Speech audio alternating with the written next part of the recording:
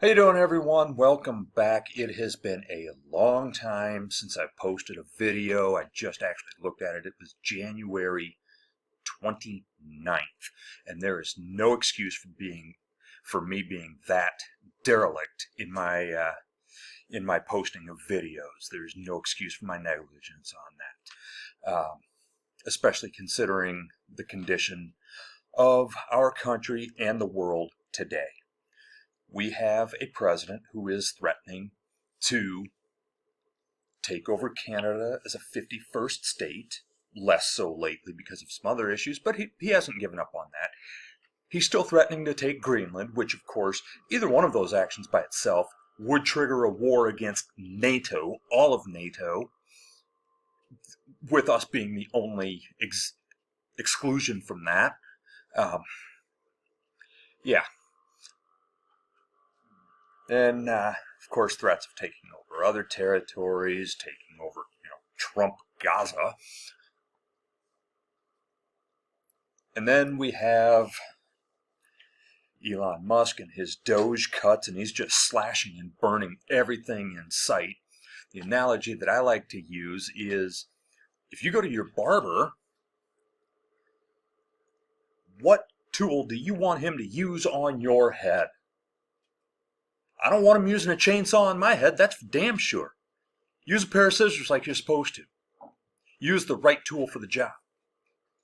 You don't go in there with a friggin' sledgehammer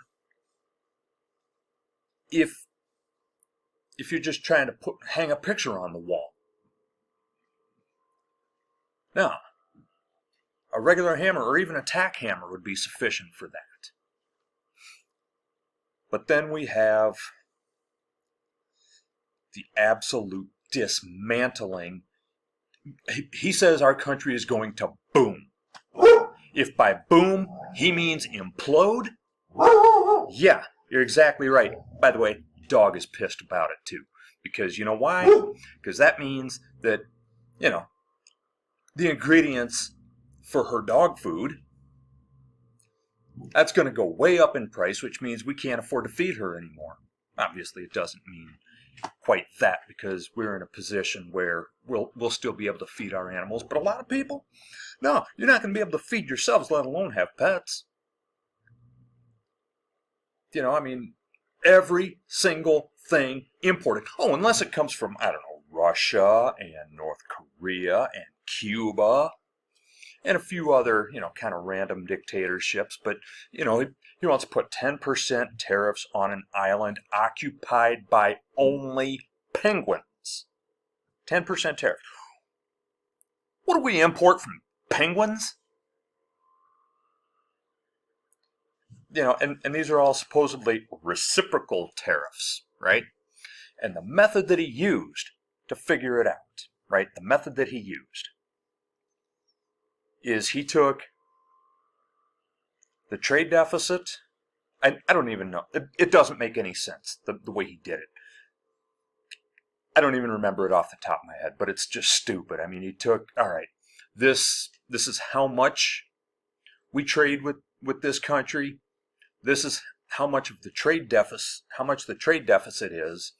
And then he calculated that as the tariff percentage, or I don't know, something ridiculous like that. No, that's not how it works. So we put a 20% tariff on everything from the European Union. All right. Because he claimed that they're charging us a 39% tariff. The highest number that I saw on that was actually 3%. China just basically multiplied their tariff on us, on U.S. goods being exported to China. Yeah, the tariff just went up by like 4.5 times. Not 4.5%. In a multiple of 4.5. It was like, 7.5% or something like that. And it's now 34, but whatever whatever Trump made the tariff on Chinese imports to the United States, China responded with that exact same number. Despite Trump saying that, they're actually charging us, this much. and it was nowhere near that. You know, he was saying some large double-digit number. Well, guess what? Guess what you get from China? Almost everything. Yeah. Yep. Any electronics. Yeah, pretty much any electronic device that you have. Whatever device you're watching me on right now, yeah, go ahead and buy a new one after these tariffs go into effect. See how much more they're already expensive. You know, some people are walking around with $1,000 phones, right? Well, guess what? That's now going to go up to about a $1,400 phone. The exact same thing. Sure. So, you know, there's that. But, you know, I guess, you know, whatever it takes to make America great again, right? And we were told that if Kamala Harris had won the election, which, by the way, this is something we were also told by Donald Trump leading up to the 2020 election, that if Biden were elected, we're going to see a 1929-style stock market crash leading to another Great Depression. Did we see that under the Biden administration? No, not even remotely close. Were we going to see that under a Harris administration if she had won? No. That's not to say she wouldn't have made mistakes, because every president does. But I don't think this is a mistake on his part. I think this is deliberate. I think he wants to crash and burn our country. I mean, he's, you know, going through with his,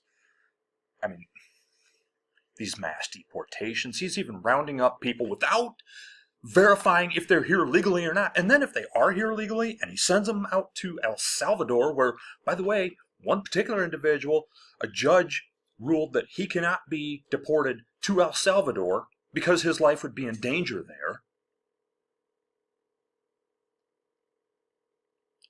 He was deported to a slave prison camp in El Salvador. He may not even be alive anymore. We don't know. But we have no mechanism to get him back. The hell we don't. Hell we don't. Do you realize how many people the United States has gotten back from all over the world at various points throughout history? It's been done quite a bit. And it can be done again.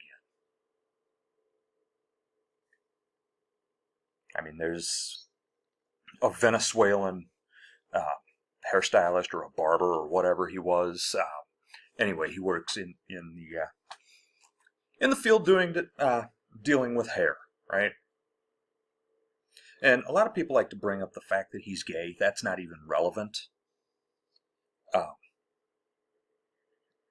But he was sent there because he had a tattoo that they just assumed was a gang tattoo without verifying. A soccer player was sent there because he had a soccer tattoo.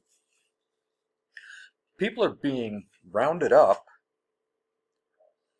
because they wear Chicago Bulls clothing. Chicago Bulls. Great. Yeah.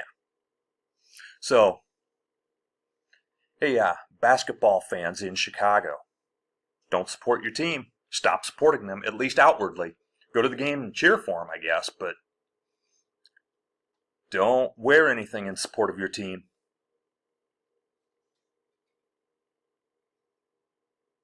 So, I don't know. What's next? Is it going to be the Los Angeles Kings? You know, because, I don't know, their logo almost kind of looks like a gang sign, you know, or could be interpreted that way. It's obviously not, but you never know. I don't know if these people are just incompetent, or if they're just stupid, or if this is evil and deliberate.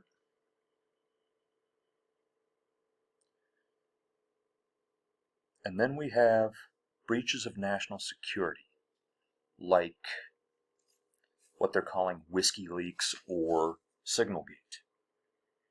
I called up my senator, Joni Ernst, and 3 of her offices, no one answered.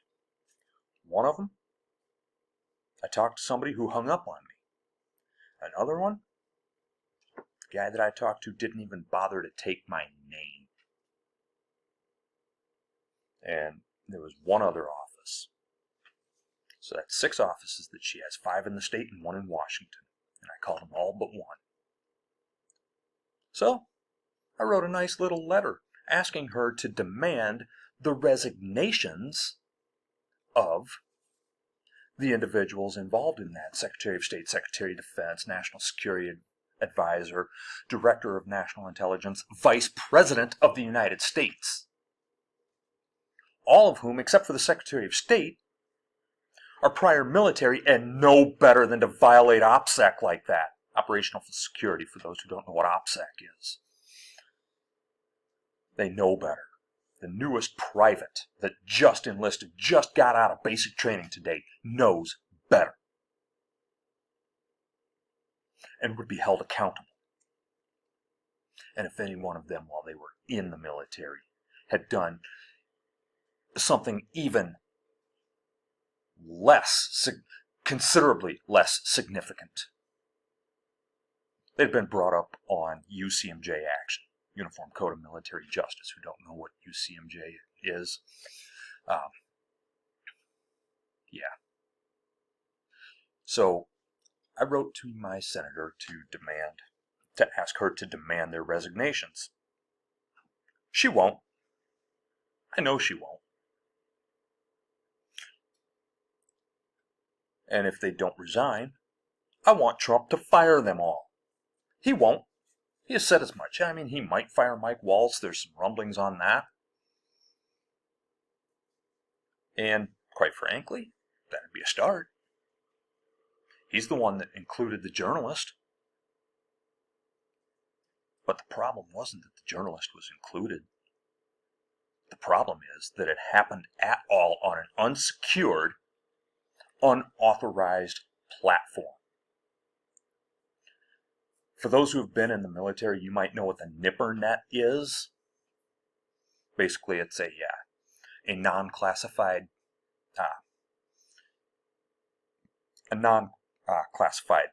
internet within the military, right? You can't discuss that kind of stuff on there. And there are there's just so much going on here. So much going on. And we've got protests going on. In fact, we have a big one coming up. I'm recording this on a Friday, April 4th. Tomorrow, April 5th. There's a big one nationwide. There are several that I know of in Iowa. Decorah, Dubuque, Cedar Rapids, Des Moines, I don't know about Council Bluffs, but I know Sioux City, Waterloo. Show up. Show up. Get out. Make your voices heard. This is unacceptable. It's also unacceptable that I've remained silent on this channel, and that's going to stop right now. See you next time.